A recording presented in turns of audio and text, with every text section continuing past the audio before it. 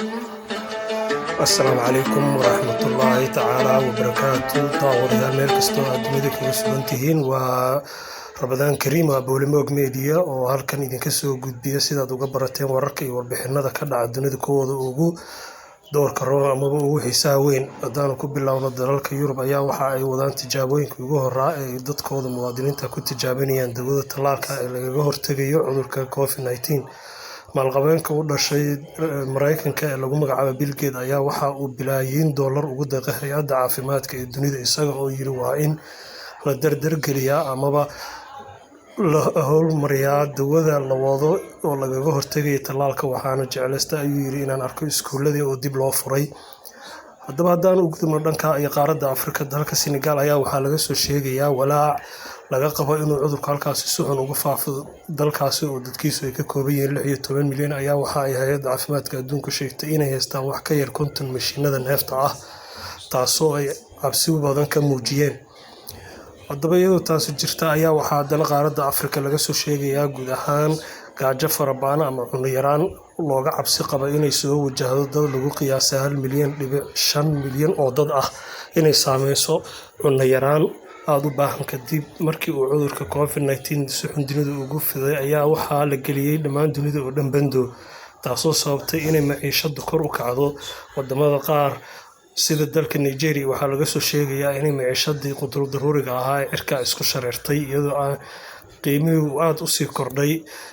horaha hay'adda caafimaadka adduunka waxay u sheegtay in cabsida ugu weyn ay noqon doonto qaaradda Afrika halka uu sida xun ama saameynta adag u geysan doono cudurka COVID-19 ayay digniin ay horay u dirtay looga cabsi qabaa inay hadda soo baxdo. iyadoo ay taasi jirto ayaa waxaa dadku ay safaf dhaadheer ugu jiraan meelaha ay cuntada laga qaadanayo taasoo ay dowladuhu qaar ay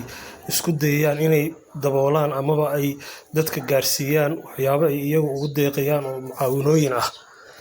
waxaanu kaloo idiin haynaa daawadayaal madaxweynihii dalka koonfurta madaxweynihii waqooyiga Korea Kim Jong Un ayaa ilaa haddeer waxaan muddo 2 asbuuc ka badan la sheegayaa in xaaladiisu caafimaad ay ka sii dareyso isagoo aan ilaa haddeer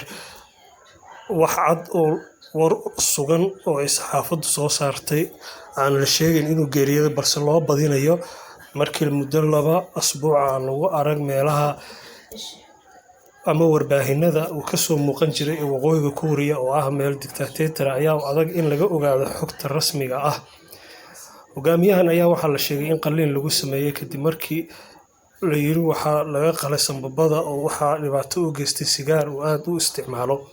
hogaamiyahan da'da yar ee 60 jirka ah waqooyiga Korea ayaa waxa uu xilka ka dhaxlay aabihii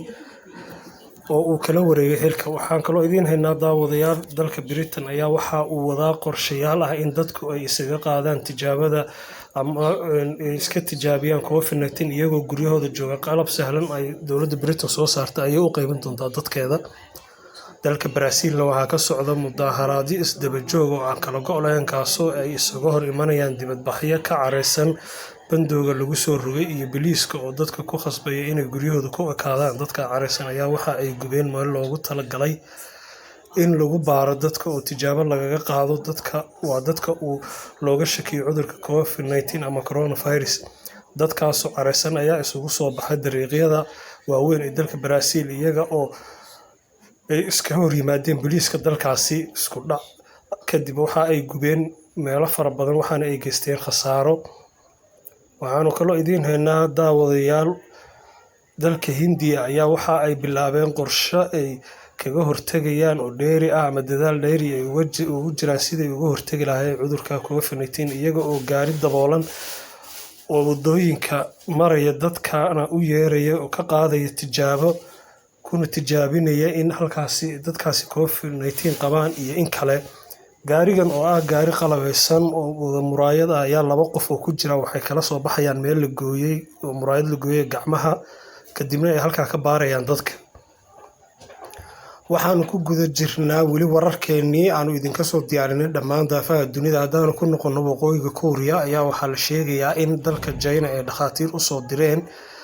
madaxweynaha dalkaasi kadib markii la sheegay qalliin lagu sameeyey in xaaladiisu caafimaad ay kasii dareyso. Dhakhaatiirtaas ee China soo dirta ayaa waxa ay yihiin dhakhaatiir sare oo qaabilsan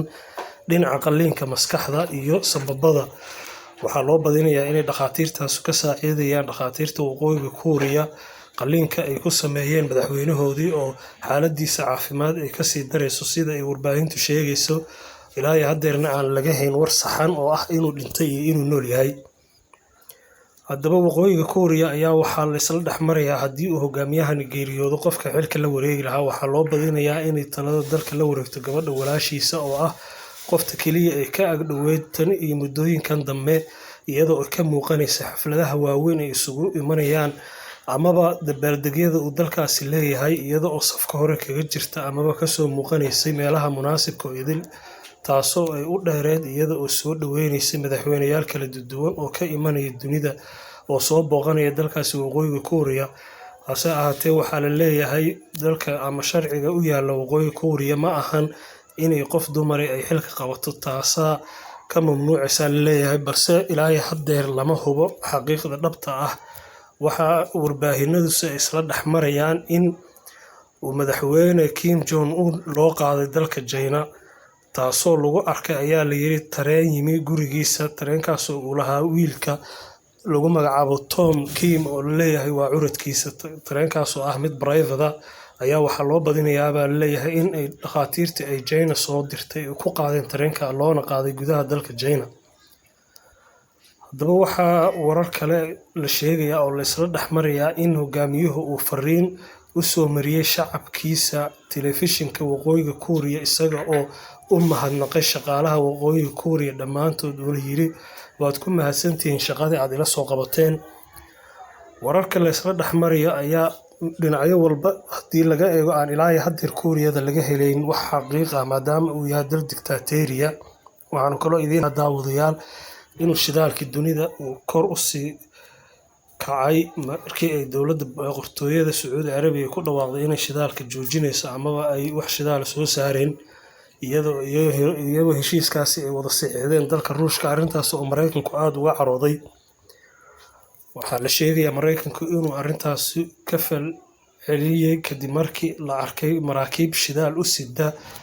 dalal ka mid ah Asia. Maraakiibta ciidamada ee Mareykanka isku hor istaageen badda gacanka waa Boolimoog Media idinla kulanti.